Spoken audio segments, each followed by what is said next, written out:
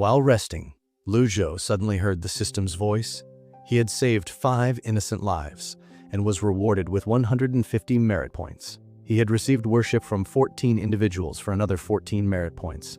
and devout worship from 1 person for 10 more, followed by a prompt explaining that devout worship granted a 10-fold bonus. Lu Zhou immediately opened his eyes in surprise, thinking that this could actually be exploited and wondering why the system had not informed him earlier, then ordered his disciple to go inform the others that innocent people must be treated well. Soon, dawn arrived, and the scene shifted to the headquarters of the Tiger Ridge Gang, where a subordinate hurriedly reported that a reply had arrived from Yanyu Palace, causing Zhu Honghong, who was bathing, to brighten as he eagerly asked about its contents, only to be told that the palace master of the derived Moon Palace believed the old monster of Jinting Mountain had fully recovered his cultivation after killing Luo Changfeng in one move, and therefore could not offer assistance, advising Zhu Honghong, whose strength was the weakest, to hide well, which caused him to slip and fall in shock. At the same time, Lu Zhou received a system prompt stating educating Zhu Honghong and awarding 50 merit points, leaving him confused since he felt he had done nothing. And although he had accumulated just over 200 merit points in recent days, it was still insignificant compared to items costing thousands. So he decided to try the lottery, spending 50 merit points and unexpectedly drawing a white sard, a rare and permanent god-beast mount, which left him thrilled as he admired the creature he had tamed in a single draw, lamenting that although Ji Tiantao had once lived for 1,000 years and possessed countless treasures, he himself was now poor and empty-handed, knowing that while others relied on flying chariots or sword flight techniques, nothing compared to a true mount, one that in modern terms would be like the most luxurious car, since the stronger the beast, the greater the cultivator's prestige. With a thought, Lu Zhou dismissed Whitesard in a flash, the powerful fluctuation stirring unease among nearby evildoers, who silently agreed to pretend they had seen nothing.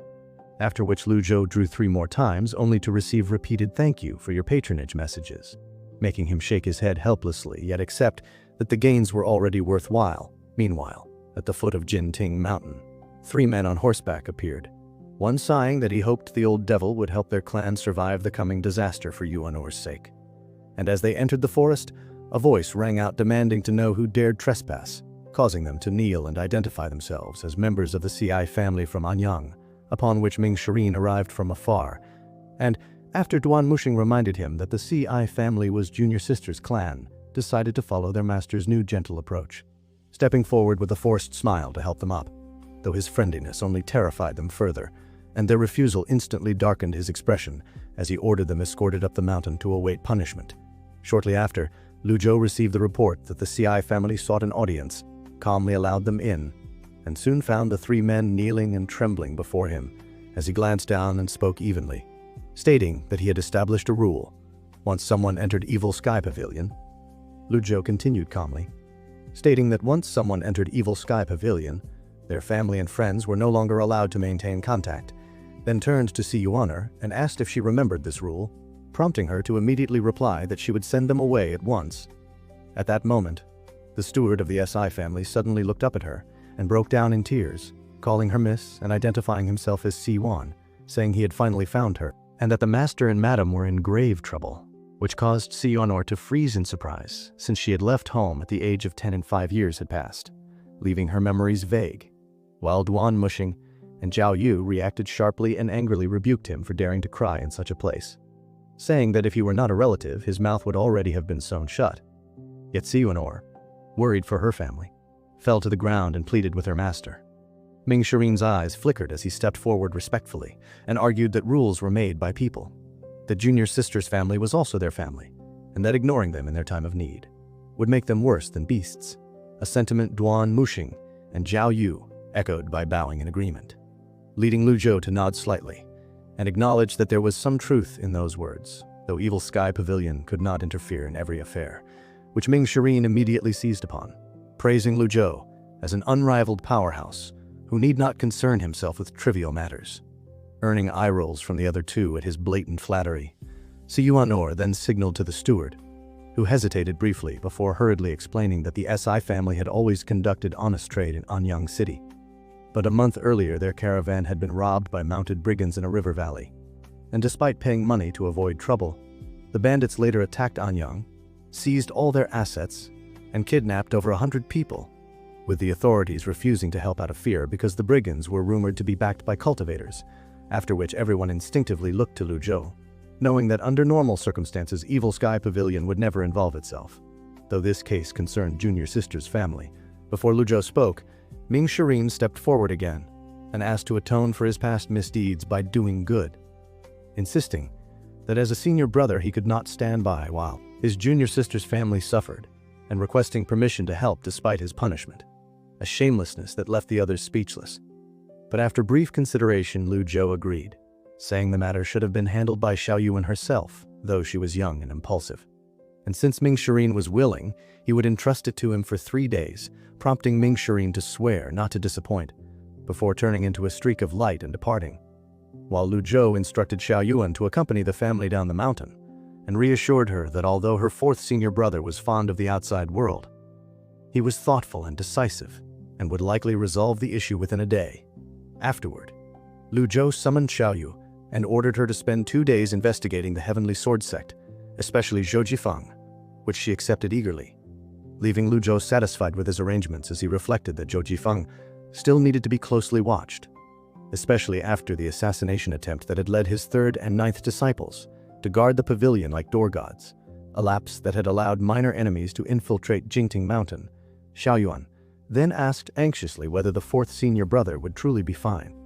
to which Duan Muxing replied that although Old 4 was playful and sometimes unreliable, he never held back when it came to missions, and that there would be consequences if he failed, prompting Si Yuanor to murmur that it would be better if 7th senior brother were here, a remark Duan Muxing immediately rebuked, reminding her that traitors to the sect were unforgivable criminals who must be confronted head-on. Upon hearing this, Lu Zhou shook his head to indicate it was fine, explaining that although 7th senior brother was indeed a rare talent skilled in schemes, he enjoyed manipulating people's hearts too much, and was prone to becoming trapped by his own thoughts. When suddenly a transmission bird sent by a senior sister flew over. These transmission birds were no ordinary creatures, but spirit-nurtured mutants of Jingting Mountain that had grown into fierce beasts of the great Yan world, and under Lu Zhou's instruction, Si Yuanor flew up to retrieve the letter and read it aloud, reporting that after the top 10 sects besieged Golden Court Mountain and Luo Changfeng's death, the Heavenly Sword Sect had fallen into chaos with factions fighting for leadership, that Zhou Jifeng had failed to become sect leader upon his return, that the former leader Luo Xingkong had suddenly entered seclusion and might be attempting to break through to the Dao fusing stage of the nascent divinity tribulation realm, and that Zhou Yifeng had shown signs of disloyalty during her night surveillance. After listening,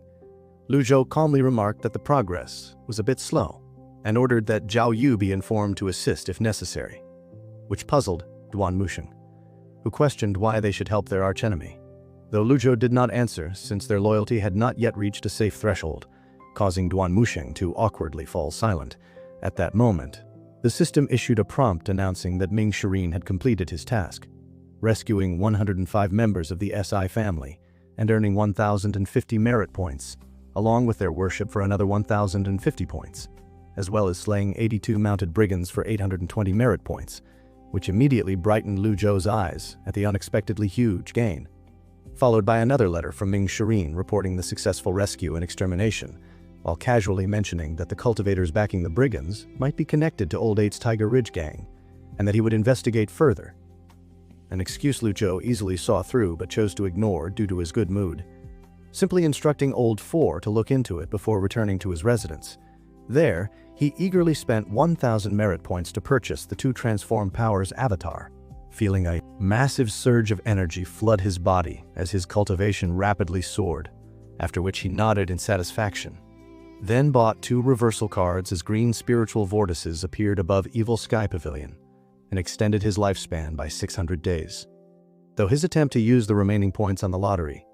ended in 5 consecutive thank you for your patronage results that killed his interest,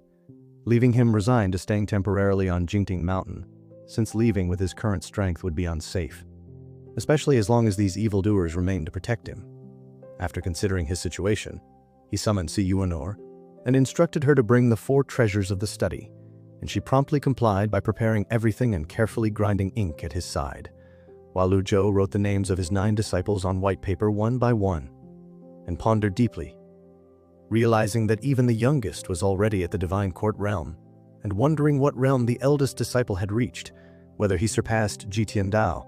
how such savage, wolf-like disciples could have allowed an old monster like Jitian Dao to survive in this world, whether Jitian Dao had hidden trump cards when teaching them, and what life-saving measures he had left behind, memories of which were frustratingly missing, until his thoughts were interrupted by Si Yuaner tugging his hand and remarking that he had taken only 9 disciples, and that with his ability he could open Evil Sky Pavilion and Jinting Court Mountain to accept tens of thousands more. With so many disciples, no one would dare disobey you, Si Yuaner continued excitedly, saying that the orthodox sects would no longer dare provoke them, and that with a single command from him, countless disciples could wipe out anyone who refused to submit, declaring confidently that those who obey would prosper, while those who resisted would perish. Upon hearing these words, Lu Zhou's pupils suddenly lit up as a realization struck him. So that was how it was, prompting him to pick up the paper again and study it carefully. Where the line "the bright moon shines over the sea from far away, we share this moment together" came to mind. And he realized that although the poem contained the names of all 9 disciples, there was still one character missing, the final crucial one. If Jitian Dao had truly chosen disciples based on this poem, then the criteria had never been talent, but their names instead. Yet what Lu Zhou could not understand was how Jitian Dao could have known a poem that originated from his own world, leading him to a chilling thought. Could it be that Jitian Dao, like himself, was also a transmigrator? Please subscribe to help me provide you with more recaps.